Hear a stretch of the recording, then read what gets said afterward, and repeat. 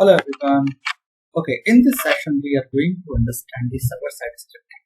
In our previous session we have completed the client-side scripting.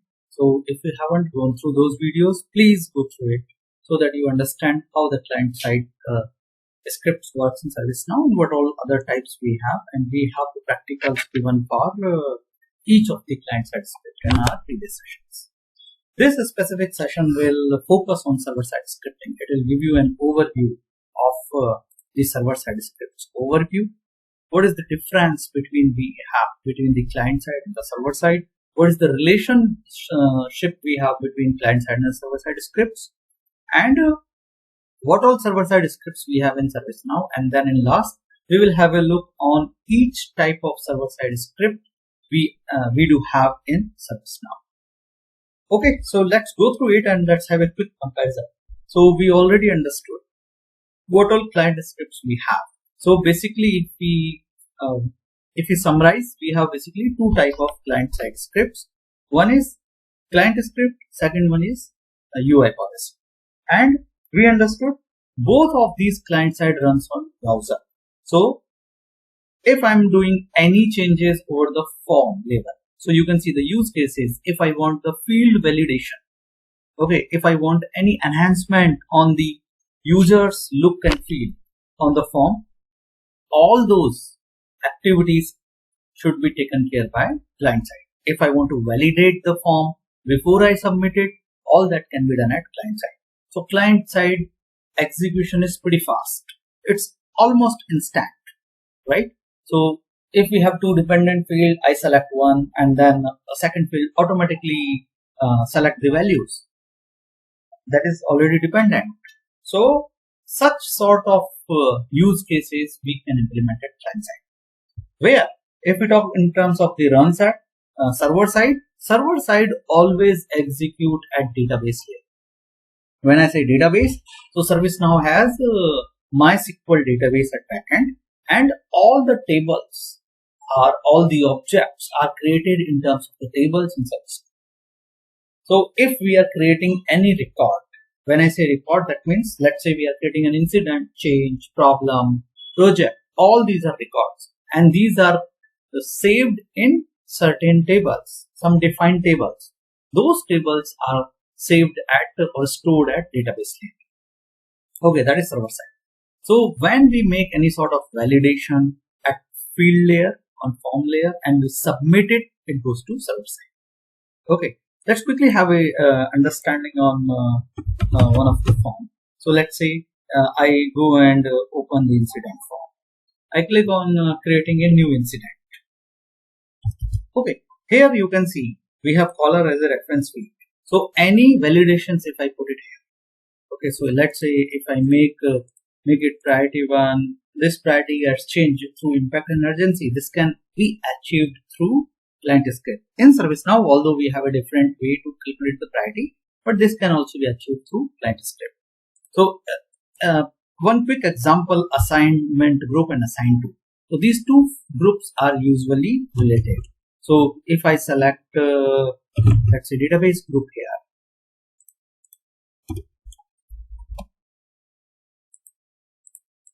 okay, then in assign to I can see the users which related to the database group only. So such activities or the examples or such behavior can be achieved through client side. So our form is not submitted so far, right? It's not refreshed.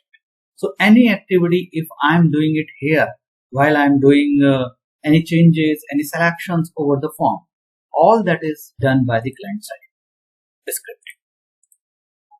Okay.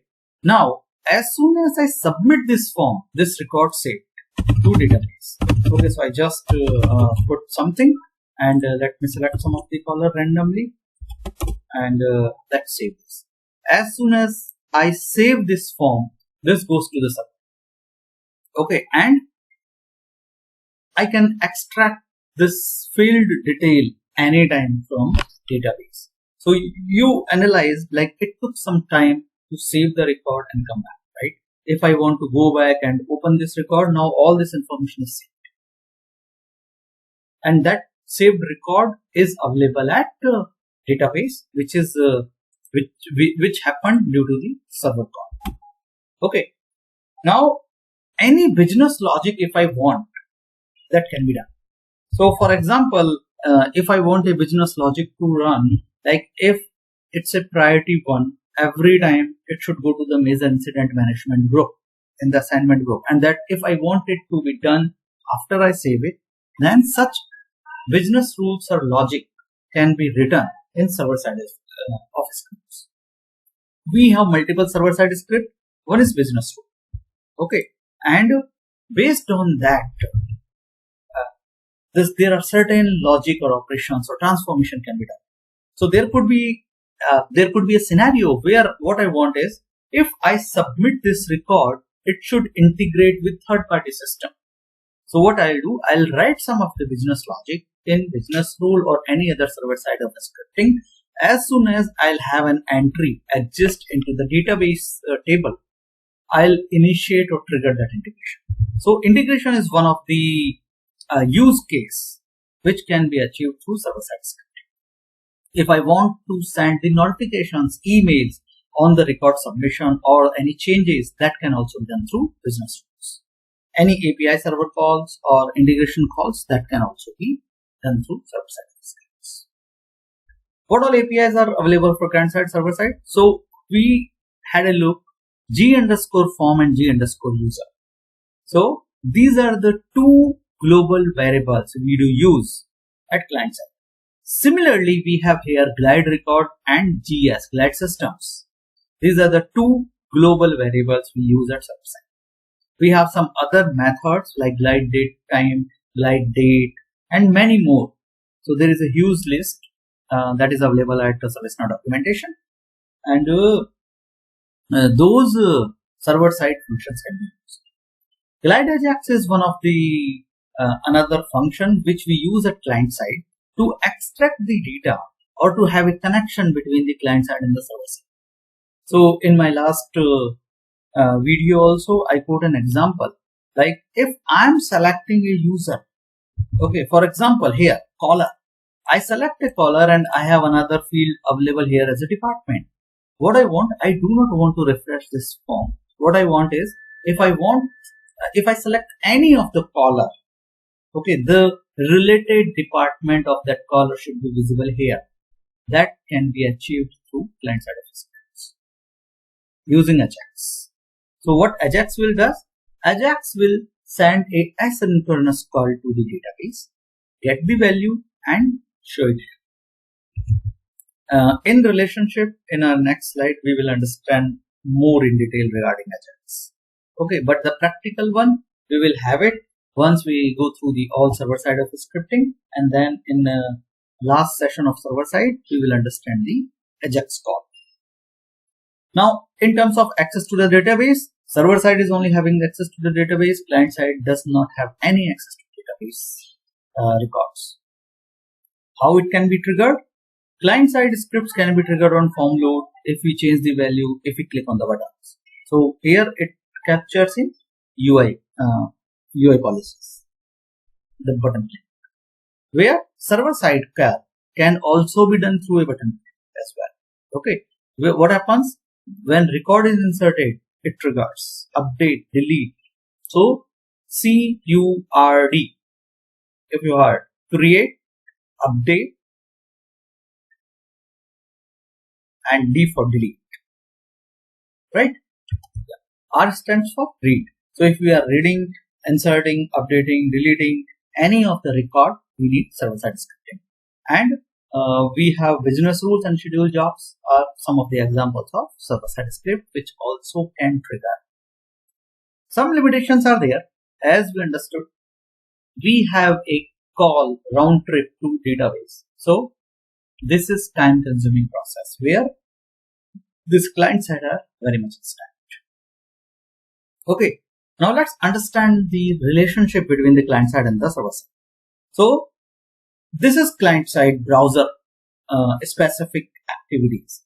Okay, as I said, we have the UI policies and the client scripts. These are the two client side scripts. Where server side, you can see here business rule, script include, glide record, and the flow. designer flows. Okay, we will learn all of them in our subsequent sessions. So if any of the action or data required by client scripts or UI policy, what it does, we send the input, okay, from user sends some input to the server side processing happens, and that is connected to the server side database, get the data and update the record here. Okay, so it's similar to the web application. Like we put a call to the web application goes to the server, get the data and share the response. Okay. Here it's action step by step, like whenever we are doing the form load, some of the UI logic runs and that hits our client script or UI policies where we are looking for some data. Then server call is initiated. That's initiation happens through the Glide Ajax. Okay, Glide Ajax capture the response from the server, and Glide Ajax internally use the script include and the Glide record to capture it, and data is finally returned from the server, and then it gets updated on the UI and it returns to the client script again. Okay, so this is how these two components are connected. As I quoted an example earlier, if I want this caller department or caller email, then this information can be captured in different fields. Okay, now let's move ahead, like what all type of server-side scripting we do have in ServiceNow. So first side of server-side script is business rule. What business rule is? Business rule has different types. Okay, now business rule can trigger when a new record inserted. So these are the logic written on ServiceNow on and triggers on some record creation or record update, and it can also have the capability to trigger end of the integrations as well. So if you want any processing to be done, it can be done before even this record saved to the database or after the record saved to the database. It can be done in synchronous and asynchronous as well. So business rule is very powerful server-side scripting we have in ServiceNow, which helps in various use cases. So some of the use cases written here, like auto assignment task, auto assign incident to the specific group based on the category. We can write that logic, and when we save the record, it can auto assign. Data normalization, convert the phone number to a standard format before it saves. So we can just enter like 9-digit, 10-digit number, and if you want a specific format to be saved in database while we are saving the record, before even we save the record, we can transform that through our business logic rules. Okay, where we can find in ServiceNow? So we can go to all, and we can write here business rules, and you can see in system definition lot many business rules we already have defined by ServiceNow out of box. Okay, if I simply go and try to find out on incident table, you can see there are almost 40 business rules we have on table. There are different types of business rule we do have, and that we can find out by I'm just adding some of the personalized column to see, and let's quickly have a look the types. Okay, yes. So here you can see we have the before business rule, after business rule, async business rule, and yeah, these are the types, and whether it should run on the insert or update, those are also available here. If we go in detail here, you can see here before, after, async, and display. These are the 4 type of business rules we have. We will go in detail for the business rules, what is the purpose of each of them, and then we have the conditions and some of the insert, update, delete, and query. So these business rule runs on such actions, and any logic if you want to write, we can write in the advance. So based on this written logic, which can execute it at server layer before even record inserted to the system. Okay, so this is very powerful. Then we have glide system and glide record. These are the 2 common functions we have in server-side scripting, and these are basically being used in the business rules or any other type of scripting we have. So business rule script includes flow designer. We use the glide system and the glide record. These are the two different classes we have in ServiceNow, where there are different methods already defined. Like, so GS is an object of the glide system class, where there are multiple methods like log. So if we want any logging to be done, then we use gs.log. If we want to send the notifications through an event, we can use gs.event. So we have a one predefined format of this event, and in system we can create the event which can further trigger any of the notifications or script actions. So event can trigger two type of actions. One is script action, other one is notification. Okay, so that's one of the good question in CAD, and from logic perspective, that's very important to understand. Okay, this event can be triggered from any side of service scripts. So it can trigger from the business rule, it can trigger from the flow designer, it can trigger from the script include as well. And event should be first registered. Once it is registered, then event can be triggered any of the script actions or notification.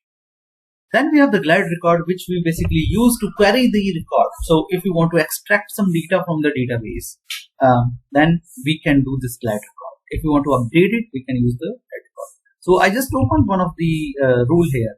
Please have a look here. We created one new object of the glide record, which is extracting the data from this particular table. Then we are putting some of the filters using this glide record. So this is the method or the format where we have group is the object we have created, dot add query, and then we can pass some of the parameters, and based on that we can query to this table. And in background, this is basically converting in SQL format. So if I read it like this particular SQL format, this is how I should read. Select star from sys user group member, where assignment group is, which is defined here, and assigned to, which is actually defined here. Okay, so where group.sysid is the assignment group which we are defining, and user is XYZ, and it share the number of records, and those number of records can further extracted one by one using hasNext function. So that's one of the function we have in the same class.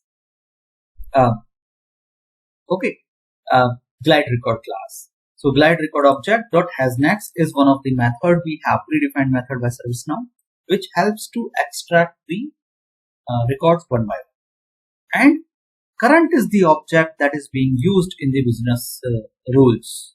So you can see here current and the previous. That is used in different type of business rules. So this particular format or heading is different for different business rules. That is, again, we are going to have it in detail in business. What I want to explain here is that here you can see glide record is the something which we are using. If I want to use the glide systems here, I can use like this glide system, and then I can log anything like PR trigger, right?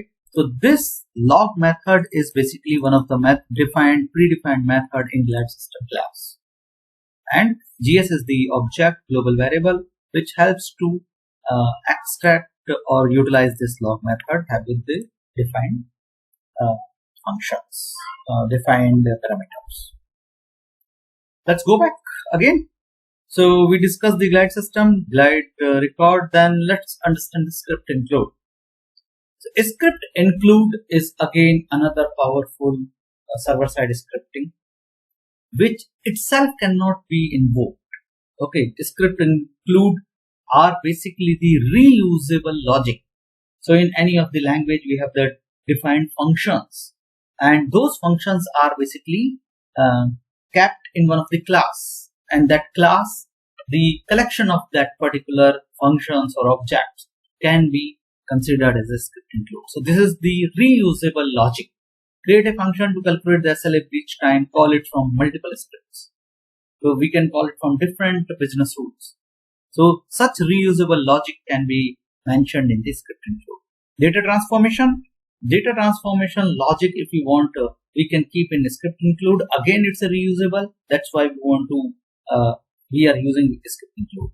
It has a specific format to call that we are going to learn in script include. But in system, let's have a look quickly.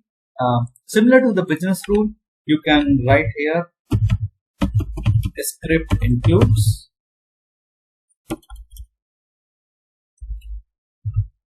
And here you can see script include in system definitions. We can go through it. Okay, so there are multiple script includes we already have in system. We will go through in detail when we understand this. Let's go through the next one, Flow Designer. So Flow Designer are being used in ServiceNow to get or to have the automation or have a sequential execution of multiple activities. Okay, now here we have some of the use case like automated approval. If you want, we can use the Flow Designer. If you want to trigger any integrations, we can use the Flow Designer. Let's quickly have a look on the Flow Designer where we do have in ServiceNow. So if you write all and then if you write Flow Designer, you can see here in process automation, Flow Designer. This particular arrow always indicates like if I click on this, this will open in a new page. Always. Okay, now Flow Designer are very powerful these days, and they have these similar functionalities as a business tool. They also have the triggers, and Flow has the triggers. Flow does have the subflows similar to the again reusable code, which can be invoked from any of the flows.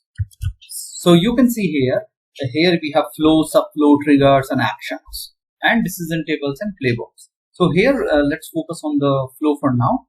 This is written on the global application scope.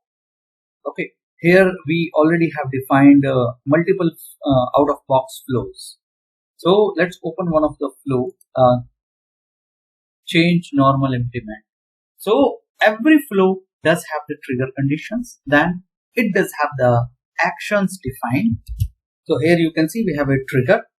The trigger is whenever change request is created, updated, where model is normal and stable. So if we click on it, we can change those conditions as well. Okay, every flow does have it, and we will anyway go through in detail when we discuss the flow design.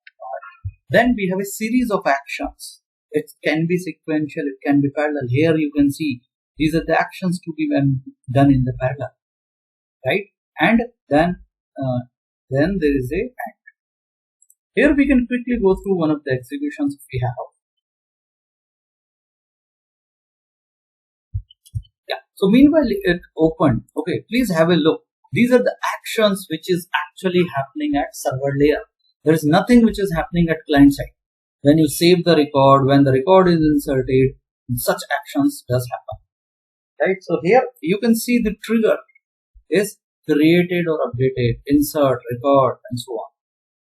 So server side actions are here, which allow us to have this server side take care.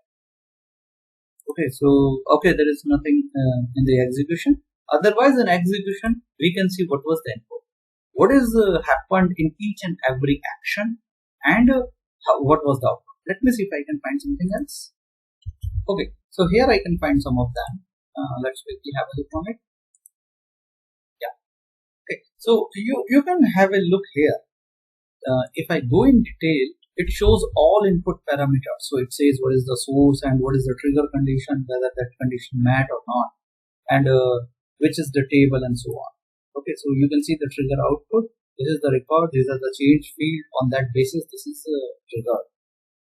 And then whatever actions are defined, that is also defined. So if it's already having the approval part, like which was the user, such all activities are properly logged.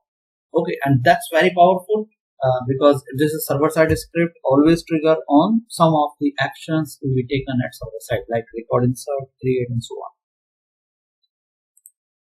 Okay, so Because if you notice here, right, the record insertion, business logic, all these are server-side scripting. That's why the flow also fall under server-side script. That's all in this session. Next session will focus on the business rule. Thank you.